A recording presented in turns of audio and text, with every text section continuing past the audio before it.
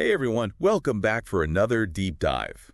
You know how it is sometimes, right? You get totally sucked in by some shiny new gadget or a productivity system that promises to change your life. Oh, yeah. And then a few weeks later, it's gathering dust on a shelf. Totally.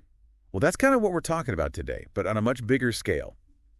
We're diving into this article you sent over the one by Mark Hazleton about how to avoid getting sidetracked by Sizzle and make sure we're focused on delivering actual business value in our projects. It's a great article. Really gets you thinking. It does. Yeah. In fact, it reminded me of this time I almost bought a smart coffee maker. Oh, no. Yeah, I know, right? Right. It was supposed to sync with my calendar and brew my coffee automatically before my meetings. Wow. I had to take a step back and ask myself, do I really need my coffee to know my schedule? I think we've all been there at some point. Or sure. So to help us really unpack all of this and more importantly, figure out how to apply these ideas to our projects, I've asked our expert to join us today. Thanks for having me. It's great to be here. So this idea of Sizzle, what Hazleton's talking about, is basically getting seduced by flashy features or technology that doesn't actually deliver real value, right? Exactly. It's like getting distracted by the shiny wrapping paper and forgetting about the actual gift inside. Okay, so let's dig into some of the specific red flags Hazleton lays out in the article for recognizing when we're falling into this trap.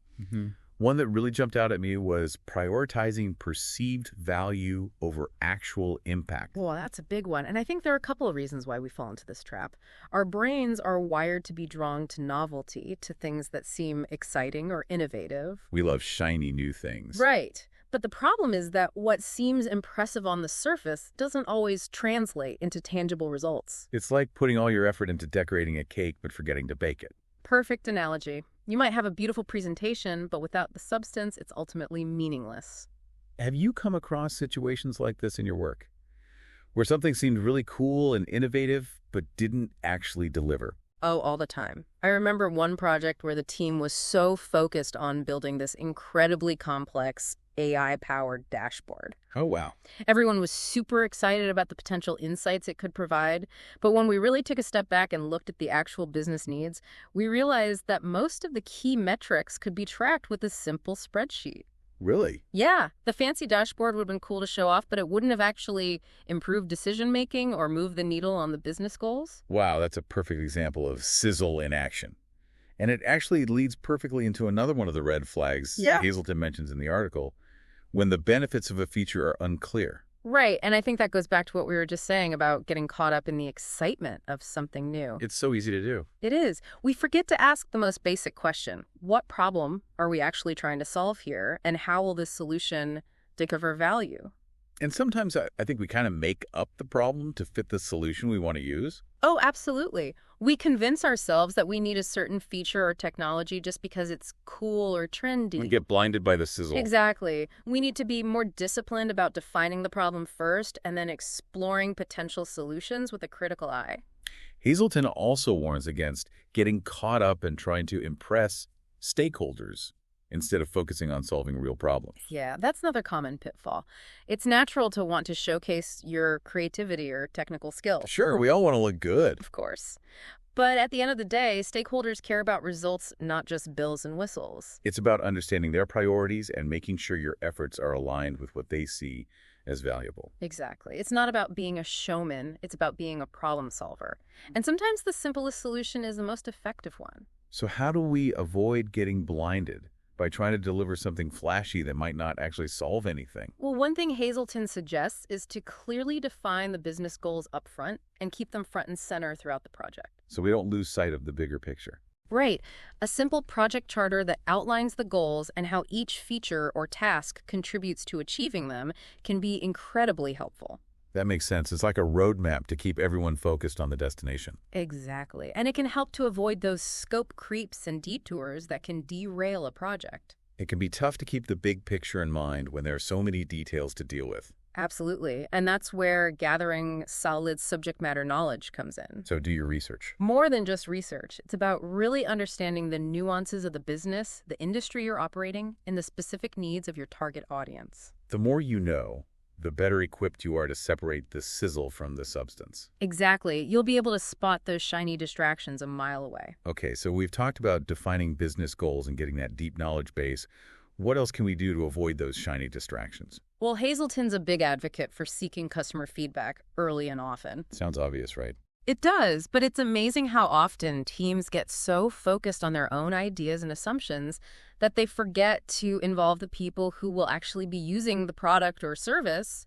Like trying to design a car without ever talking to any drivers. Exactly. You need to understand their needs, their pain points, what they value most. So surveys, focus groups, user testing, even just casual conversations can provide valuable insights that can help you steer clear of Sizzle and deliver something truly valuable. Absolutely. And remember, customer feedback isn't just about validating your ideas. It's not a rubber stamp. Right. It's about being open to new perspectives and being willing to adjust your approach based on what you learn. And finally, Hazleton talks about the importance of using a risk management approach. Yes, this is crucial. How so? Every decision comes with trade-offs. You need to carefully weigh the potential benefits against the potential costs, both in terms of time resources and potential negative impacts on other areas of the business. So it's about being realistic, not just optimistic. Exactly. It's easy to get so excited about the potential upside of a new idea that we overlook the potential downsides. So a structured risk management approach can help us stay grounded. Exactly. It forces you to identify potential pitfalls and develop mitigation strategies. So by thinking through what could go wrong, you can make more informed decisions about which features are worth the risk and which ones might be better to avoid. Exactly. It's like having a safety net even when you're trying something bold and innovative. Okay, this has been incredibly helpful so far.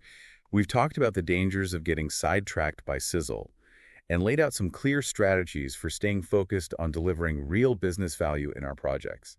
I'm glad it's been helpful. I think it's time to shift gears a bit and talk about how we can apply all of this to your projects.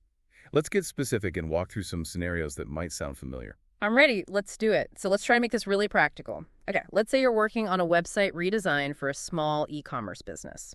And the team gets super excited about incorporating all of these cutting-edge features, things like 3D product views or personalized recommendations based on AI. Ooh, fancy. Right. And they even want to add a chatbot that pops up to answer customer questions. Sounds pretty impressive. It does. But this is where those red flags we talked about come in. How do we know if these features are truly aligned with the business goals? Yeah, that's a good point. Just because it sounds cool doesn't mean it's actually what the business needs. Exactly. So if the primary goal is to increase online sales, the team needs to ask themselves, will these features actually lead to more conversions? Or will they just be a cool distraction that ends up making the site slower or harder to navigate? Exactly. It's crucial to understand what your customers truly value and what their pain points are. Maybe they're abandoning their carts because the checkout process is clunky, or they're having trouble finding information about shipping costs. So maybe focusing on simplifying the checkout process or making shipping information more prominent would have a bigger impact on sales than those fancy 3D product views. Exactly. It's about understanding the hierarchy of needs. Address the essentials first, then consider the bells and whistles if they truly add value. Makes sense. Okay, so let's say the team does identify a potential feature that seems aligned with the goals. How do you know if it's worth the investment, especially for a small business with limited resources? That's where that risk management approach we talked about becomes so important. You need to think about the cost of development, the cost of implementation, the cost of ongoing maintenance for each feature. Yeah, all those hidden costs. Right. And then weigh that against the potential benefits. Will this feature really move the needle enough to justify the expense? So you're saying even if 3D product views seem cool and innovative, they might not be worth the investment for this particular business. You're right. And you might be able to achieve similar benefits with high-quality product photos and detailed descriptions, a much lower-cost solution. Sometimes the simplest solution is the most effective one. Okay, I love that. It's a good reminder to think critically about the value proposition of each feature. Okay, let's shift gears a bit and imagine you're working on a project to improve internal communication within a large organization. Interesting. Okay, let's say the team's considering implementing a new enterprise social network platform. Like a company-wide Facebook. Exactly. Something with chat features and file sharing and activity feeds. The idea is to streamline communication and collaboration across different departments. It sounds good in theory, But again, we need to ask those critical questions. What are the root causes of the communication problems they're trying to solve? Right. Is it a technology issue or is it a cultural issue? Maybe departments are siloed and don't have a clear understanding of each other's roles and responsibilities. Or maybe there's a lack of trust or transparency within the organization. Exactly. So just throwing a new platform at the problem might not actually address the underlying issues. It could even make things worse if it's not implemented thoughtfully. So it's not a magic bullet. No, definitely not. It's like putting a Band-Aid on a broken leg. It might look like you're doing something, but it's not addressing the root cause. So how do you avoid falling into that trap? First and foremost, involve the people who will actually be using the platform. Conduct surveys, hold focus groups, really get a deep understanding of their communication habits, their preferences, their pain points.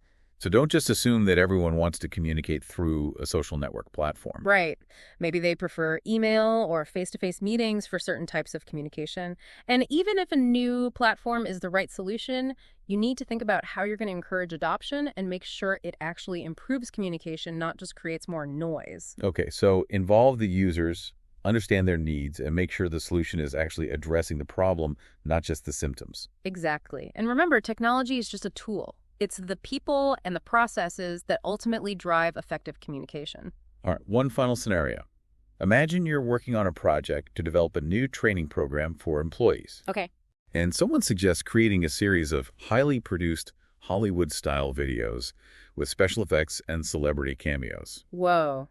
That sounds expensive. Yeah, and maybe a little over the top, but it definitely has sizzle, right? For sure. But is it the most effective way to deliver the training content? Right.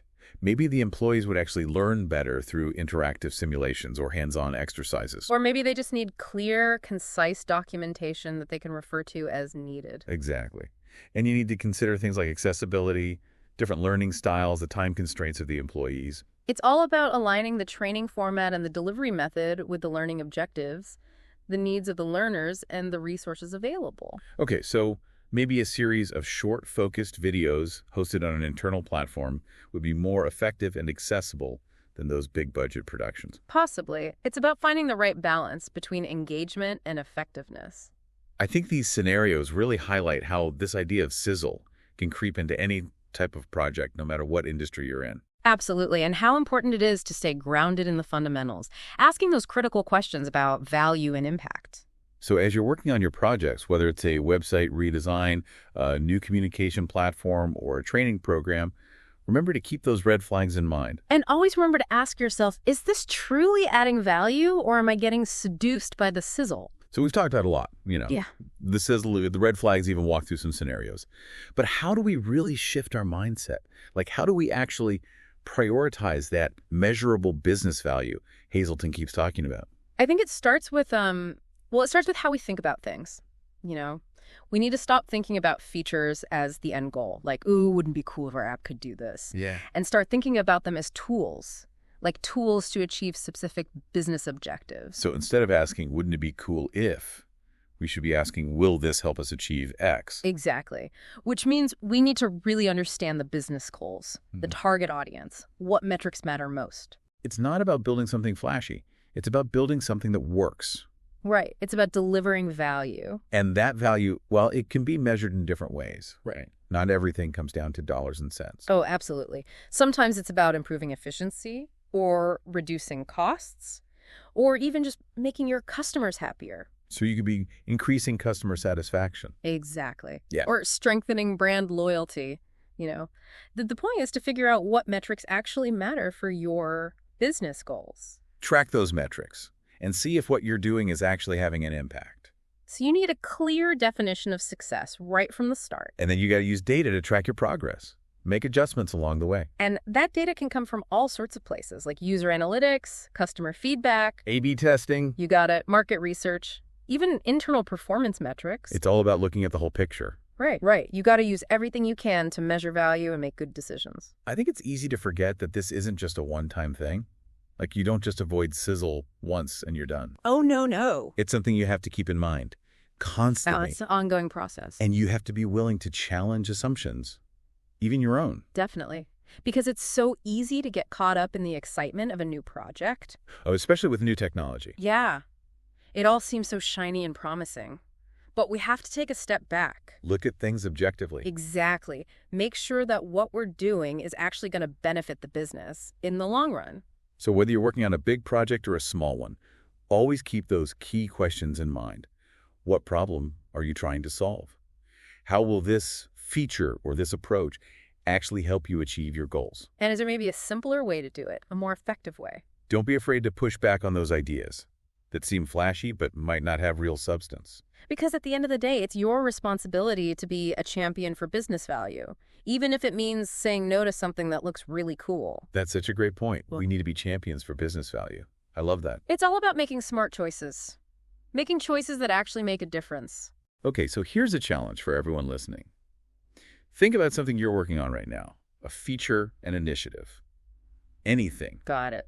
Now ask yourself, is this really adding value, or am I getting a little seduced by the sizzle? You might be surprised by the answer. And hey, if you're feeling brave, share your sizzle struggles with us on social media. We'd love to hear your stories. Keep the conversation going. Exactly, because we're all in this together. That's it for this deep dive into avoiding sizzle and focusing on real business value. Thanks for joining us. And remember, stay focused on the substance, not the sparkle.